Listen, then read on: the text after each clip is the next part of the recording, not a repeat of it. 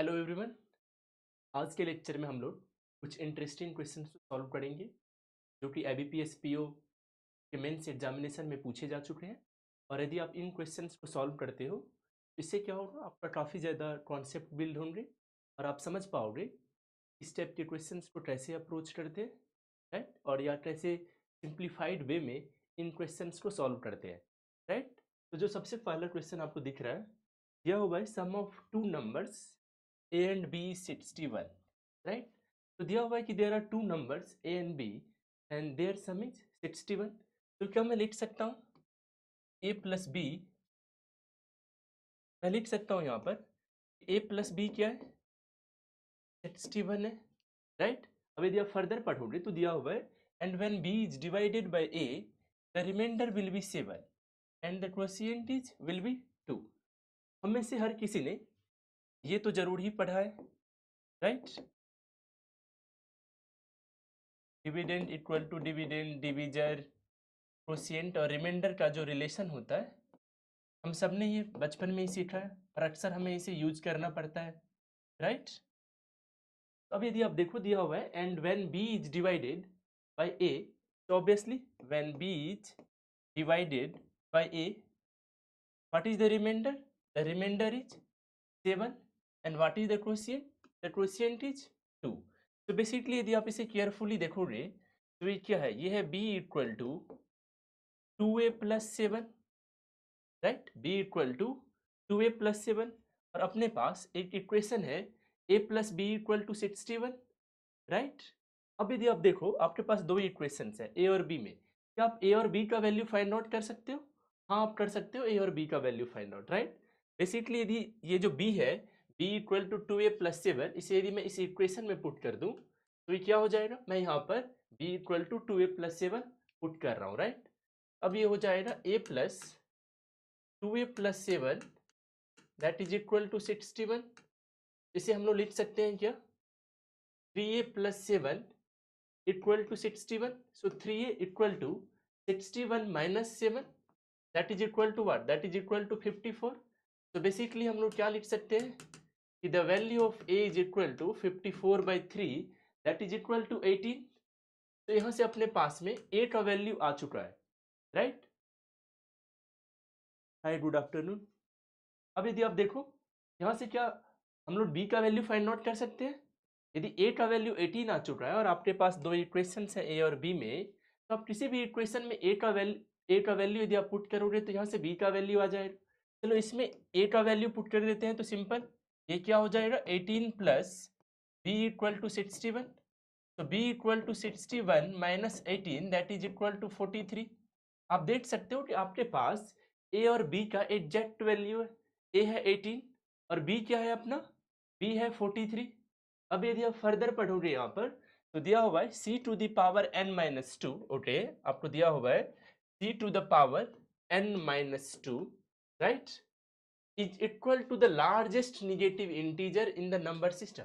अब आपको समझ आना चाहिए कि largest negative integer in the number system क्या होगा, -1 होगा। क्योंकि जब निगेटिव इंटीजर में मैं ये कहूँ कि सबसे बड़ा निगेटिव इंटीजर क्या होगा तो -1 होगा, right. What does it mean कि आप कह सकते हो कि c to the power n minus 2 is equal to -1, right. So basically आप क्या लिख सकते हो, आप लिख सकते हो c to the power n minus 2 that is equal to what, that is equal to -1। क्यों, क्योंकि दिया हुआ है equal to the largest negative integer in the number system. So basically c to the power n minus 1 plus 2 that is equal to 1। अब यदि आप देखो तो दिया हुआ है कि आपके पास क्या आ चुका है, आपके पास आ चुका है c to the power n that is equal to 1, okay. आप देखो कि यहाँ पर c के पावर में n है और आपको क्या वैल्यू मिल रहा है, वैल्यू आपको 1 मिल रहा है। अब यदि आप फर्दर इसे पढ़ोगे तो दिया हुआ है and c is a positive integer which is greater than 2। क्या दिया हुआ है, c क्या है, एक पॉजिटिव इंटीजर है और वो 2 से बड़ा है, c is greater than 2 and c is a positive integer. What does it mean, it means कि c का वैल्यू 3 हो सकता है, 4 हो सकता है, 5 हो सकता है, 6 हो सकता है।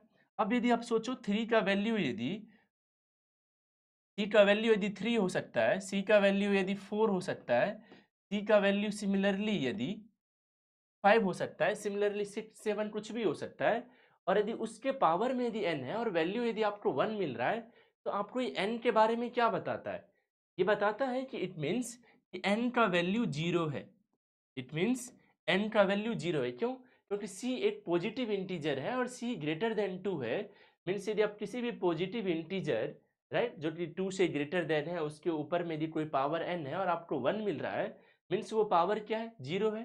तो यहाँ से आपको n का भी वैल्यू मिल चुका है। ऑब्वियसली c के मल्टीपल पॉसिबल वैल्यूज हैं, इसलिए हम लोग c का कोई प्रॉपर वैल्यू फिक्स नहीं कर सकते, राइट। अब यदि आप फर्दर पढ़ोगे तो दिया हुआ है, आपको बताना है which of the following value comes between c to the power n minus n plus a, right.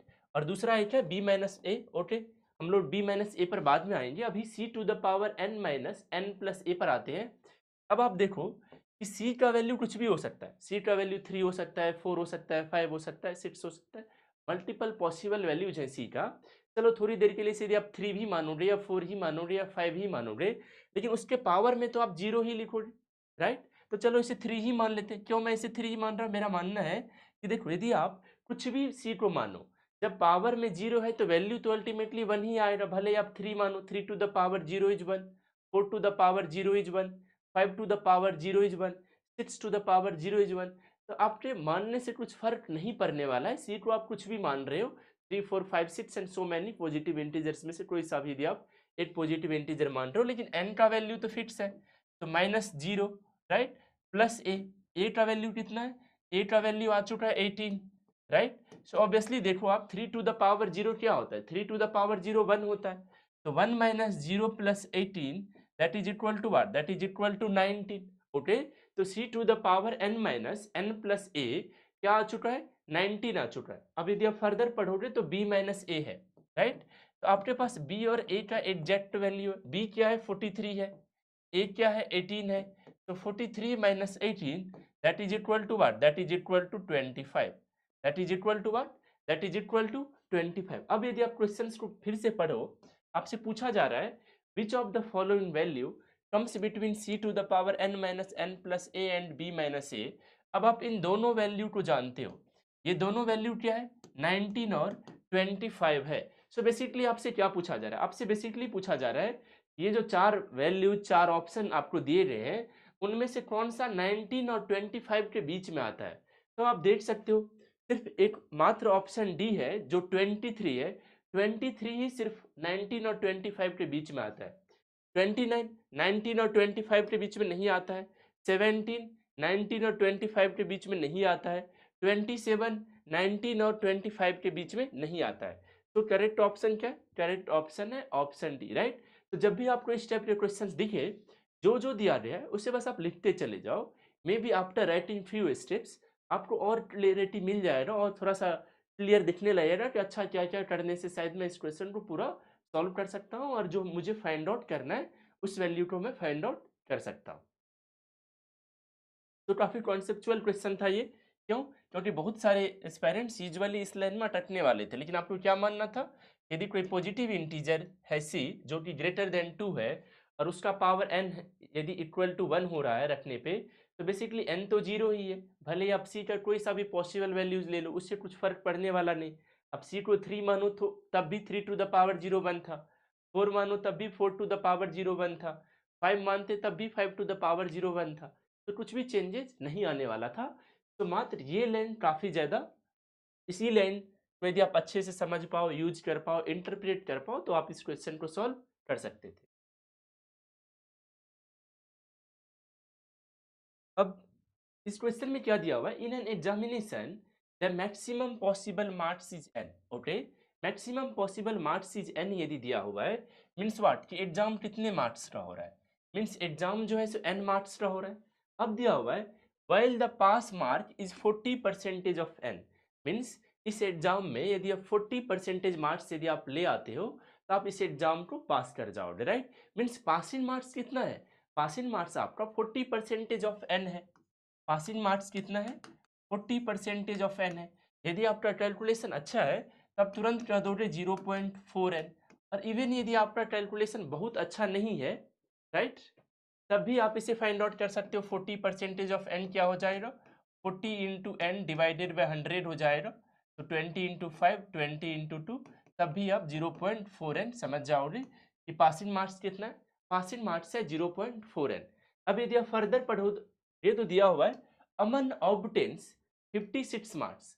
अमन कितना मार्क्स लाता है, 56 मार्क्स, 56 मार्क्स अमन को मिल रहा है, but falls short of the pass marks by 65%। इस क्वेश्चन में असली क्लू इसी में छुपा हुआ है। इस लाइन को आपको केयरफुली समझना है, इंटरप्रेट करना है। दिया हुआ है but falls short of the pass marks by 65%।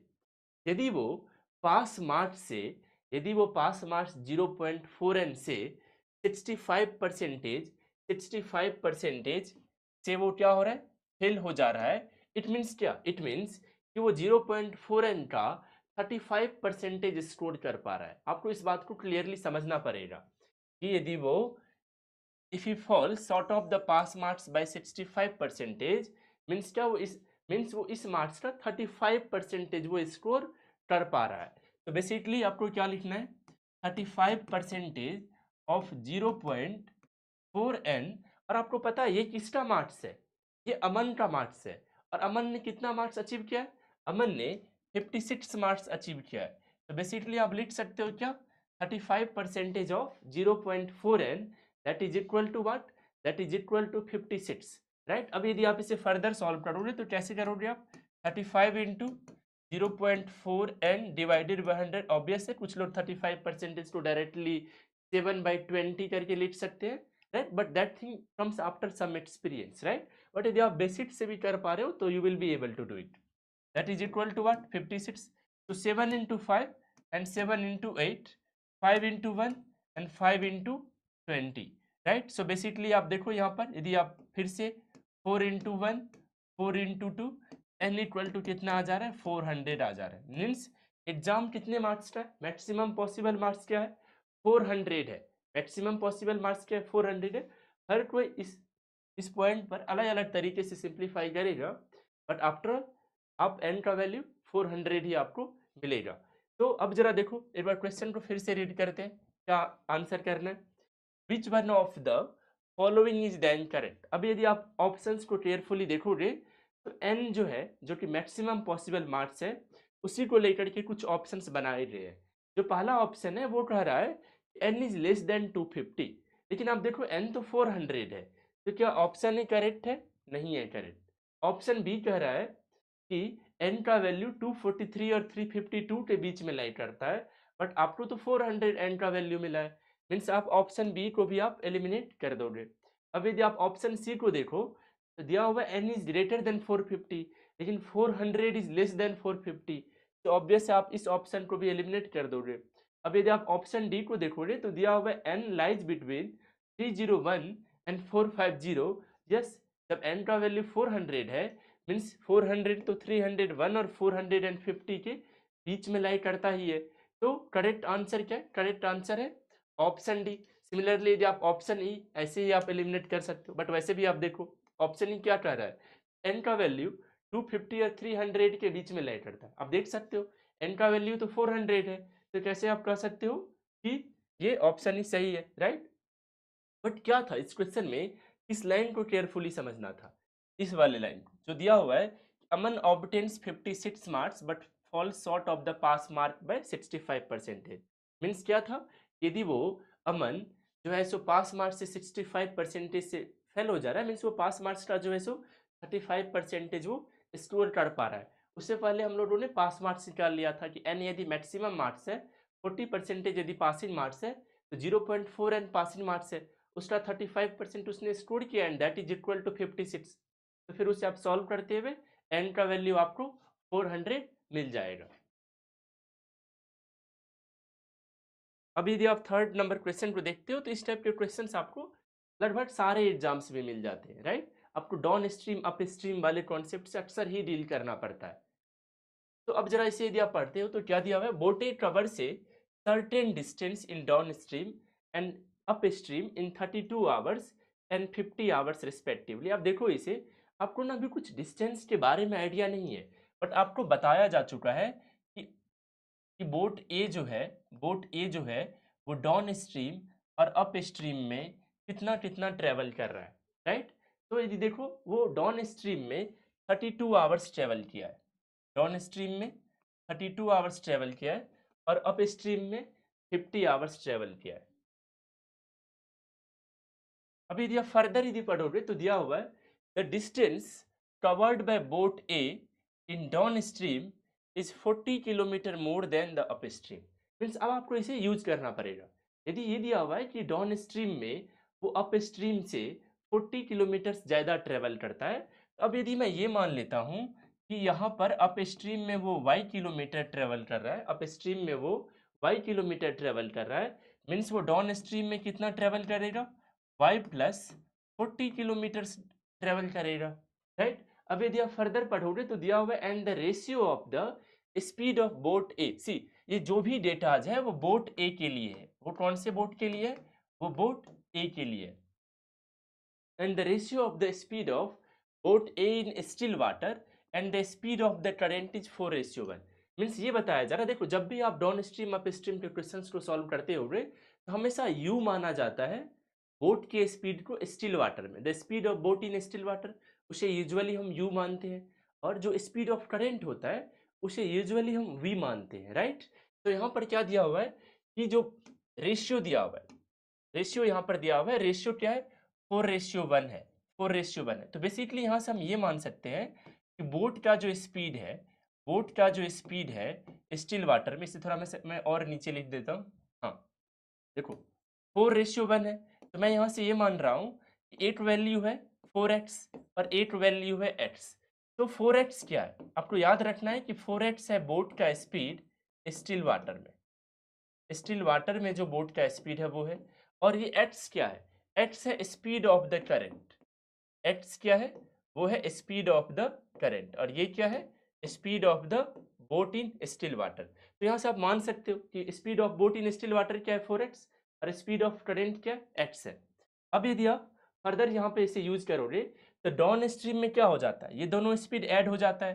तो यदि दोनों स्पीड ऐड हो जाता है तो डाउन स्ट्रीम में क्या स्पीड हो जाएगा, 4x plus x that is equal to 5x, right, obviously 5x kilometre per hour. और अप स्ट्रीम में क्या हो जाता है, हमें ये वैल्यूज को सब्सट्रैक्ट करना पड़ता है। अप स्ट्रीम में क्या हो जाएगा, 4x minus x that is equal to 3x, right. Sorry.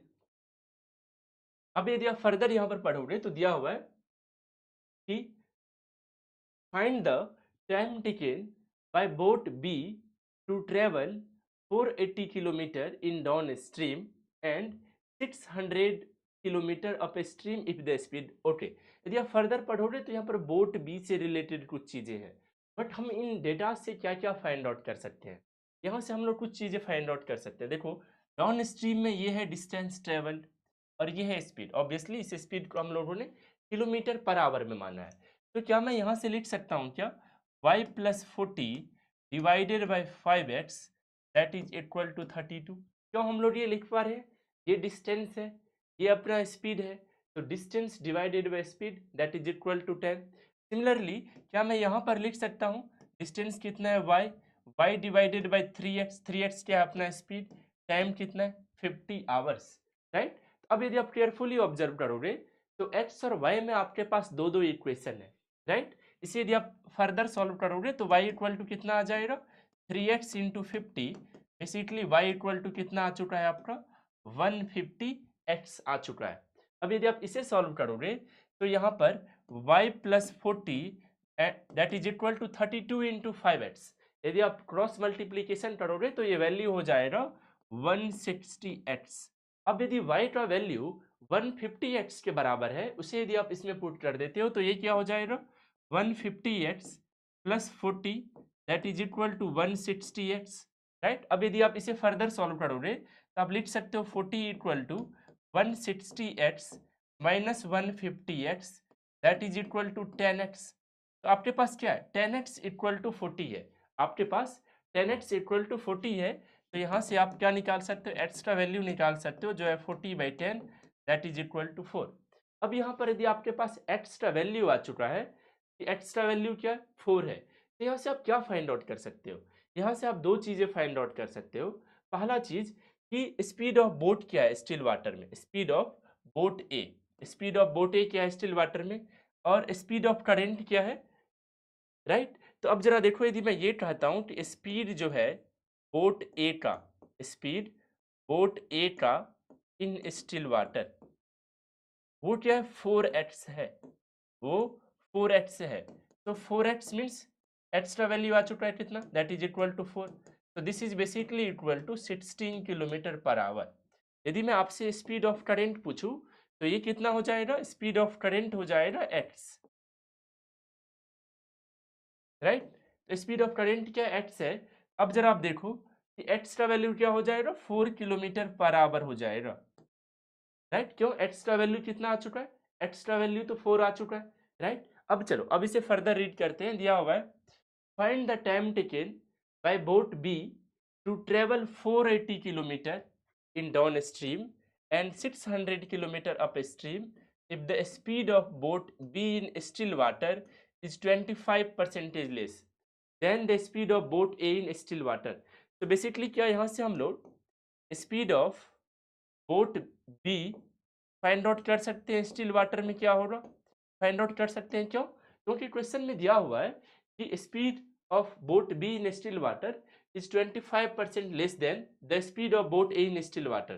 Speed of boat A in still water क्या है 16 किलोमीटर पर आवर है, उसी का 25% लेस देन है, राइट। तो speed of boat be in still water क्या है 25% लेस देन है। तब आपको अगेन परसेंटेज में अच्छा होना पड़ेगा। एक तरीका, एक मेथड तो ये है कि 25% आप फाइंड आउट कर लो 16 का, जो कि 4 किलोमीटर पर आवर होता है। आप सब्सट्रैक्ट कर दोगे 16 माइनस 4, आपको 12 किलोमीटर पर आवर मिल जाएगा बोट बी का स्पीड। और एक तरीका होता है कि आप सिंपली क्या कर सकते हो 16 इंटू 3/4, क्यों, क्योंकि आप 75/100 लिख रहे हो यहाँ पर, राइट। चलो इसे हम लोग 75/100 ही लिख देते हैं ताकि कोई कंफ्यूज नहीं हो। 16 into 75/100 that is equal to 12 kilometre per hour see. क्यों हम लोग ऐसा कर रहे हैं, क्योंकि दिया हुआ है 25% लेस देन। एक मेथड क्या है कि आप 25% फाइंड आउट करो 16 का, 4 मिल जाएगा, सब्सट्रैक्ट करोगे 12 आ जाएगा, राइट। अपने अपने वे से आप डील कर सकते हो। अब अभी भी फाइंड आउट क्या करना है, find the time taken by boat B, right, to travel 480 kilometre in downstream, right. 480 kilometre in downstream. अब यदि 480 किलोमीटर यदि वो डाउन स्ट्रीम में ट्रेवल कर रहा है बोट बी, तो 480, राइट। डाउन स्ट्रीम में क्या हो जाता है, डाउन स्ट्रीम में तो हम बोट और करंट के स्पीड को ऐड कर देते हैं। बोट बी ट्रेवल करेगा, बोट बी का स्पीड कितना है 12, और करंट का स्पीड कितना है 4 किलोमीटर पर आवर। तो आप दोनों को ऐड करके लिखोगे 12 + 4, राइट। ये है डाउन स्ट्रीम में 480 किलोमीटर वो ट्रेवल कर रहा है, और दिया हुआ है 600 किलोमीटर अप स्ट्रीम। अब यदि वो 600 किलोमीटर अप स्ट्रीम ट्रेवल कर रहा है तो 600 क्या हो जाएगा, डिस्टेंस हो जाएगा। और अप स्ट्रीम में क्या होता है, आपको speed of boat be in still water में से आपको स्पीड ऑफ करंट सब्सट्रैक्ट करना पड़ेगा। तो बेसिकली 12 - 4 करना पड़ेगा आपको, राइट। अब यदि आप 12 + 4 कितना होता है 16 होता है, तो 480/16, 480/16 is what, that is equal to 30। Similarly 12 - 4 कितना होता है 8 होता है, 600/8 is what, that is equal to 75। तो करेक्ट आंसर क्या आ जाएगा 105, 105 आवर्स। और 105 आवर्स कौन से ऑप्शन में प्रेजेंट है, प्रेजेंट है ऑप्शन बी में, राइट। देखो ये मेंस लेवल के क्वेश्चन है, तो ऑब्वियसली थोड़े से लेंदी तो होंगे ही। थोड़ा सा आपको जब आप बिना एक्सप्लेन करते हुए सॉल्व करोगे तो ऑब्वियस आपको इतना टाइम नहीं लगेगा यदि आपने इस टाइप के क्वेश्चंस का पहले प्रैक्टिस किया है, right. But down stream up stream वाले क्वेश्चंस आसान नहीं होते, बस आपका बेसिक्स क्लियर होना चाहिए और क्विकली आप चीज़ों को पढ़ते जाओ, नोट करते जाओ, सॉल्व करते जाओ, you will be able to solve this kind of questions quickly.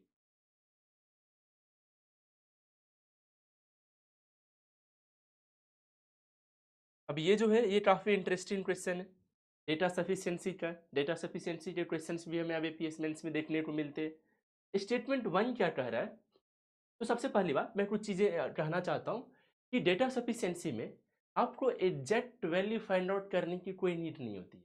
बस आपको ये फाइंड आउट करना होता है कि क्या आप इस क्वेश्चन को आंसर कर सकते हो। जैसे इस डेटा सफिशिएंसी में अल्टीमेटली क्वेश्चन क्या है, ये है कि what is the selling price of an article. तो आपको बस ये बताना होता है कि क्या आप selling price of an article find out कर सकते हो। तो उसके बाद आता है कि आप कैसे फाइंड आउट कर सकते हो। क्या आप स्टेटमेंट वन का इंडिविजुअल लेवल पे सिर्फ स्टेटमेंट वन से फाइंड आउट कर सकते हो, और क्या आप स्टेटमेंट वन से नहीं फाइंड आउट कर पाते हो, फिर आप ऑब्वियस स्टेटमेंट टू पे जाते हो। अच्छा, आप स्टेटमेंट टू से भी नहीं फाइंड आउट कर सकते हो, तब आप कंबाइन करके चेक करते हो। अच्छा, आप कंबाइन करके भी नहीं फाइंड आउट कर पाते हो, तब जा करके आप आंसर करते हो कि नहीं, इस क्वेश्चन को हम कंबाइन करने के बाद भी आंसर नहीं कर सकते हैं। तो सबसे पहले स्टेटमेंट वन को पढ़ते हैं। दिया हुआ है the amount got by John after selling 4 articles at the cost price is 252 rupees less than if she could sell 4 articles at the selling price. See, basically क्या है, 4 articles को बेचने की बात हो रही है स्टेटमेंट वन में। तो यदि आर्टिकल्स को के selling cost price selling price की बात हो रही है, तो चलो मान लेते हैं कि cost price of each article है X rupees. We are assuming कि cost price of each article क्या है, एक्स रुपीज है, और selling price of each article कितना है, वाई रुपीज है, राइट।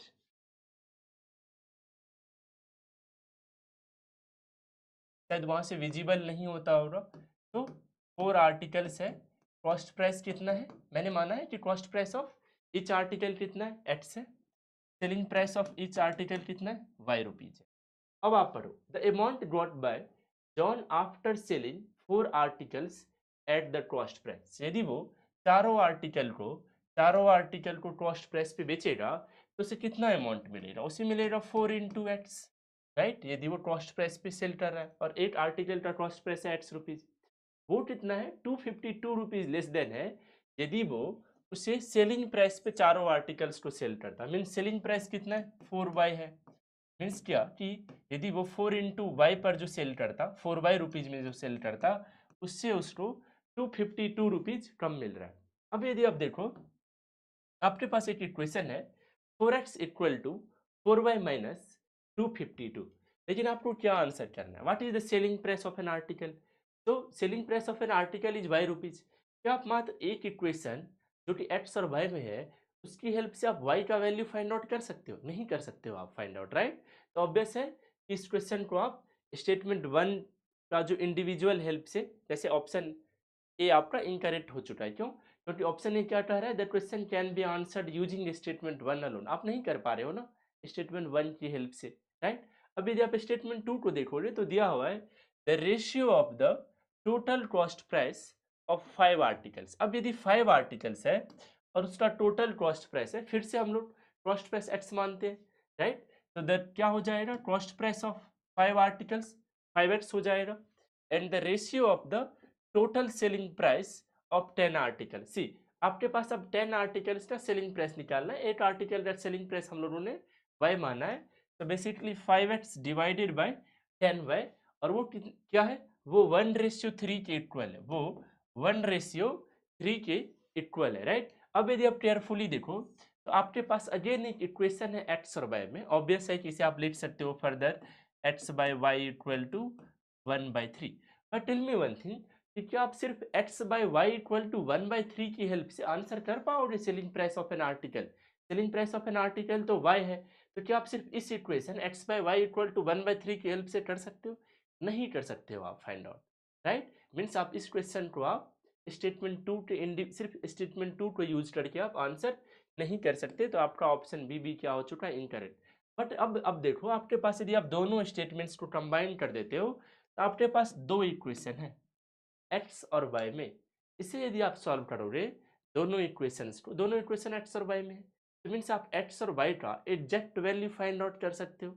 यदि आपने एक्स और वाई का एग्जैक्ट वैल्यू फाइंड आउट कर दिया, मीन्स आप ये भी बता सकते हो कि what is the selling price of an article. क्यों, क्योंकि selling price of an article क्या है, वाई रुपीज, आपने वाई का वैल्यू फाइंड आउट कर लिया, मीन्स आप बता सकते हो। तो आपको अब यहाँ ना इक्वेशन को सॉल्व करने की कोई नीड नहीं है, आपको सिंपली क्या करना है, अब आप आंसर कर सकते हो option D, the question can be answered using both statements together but not using either one or two alone, right.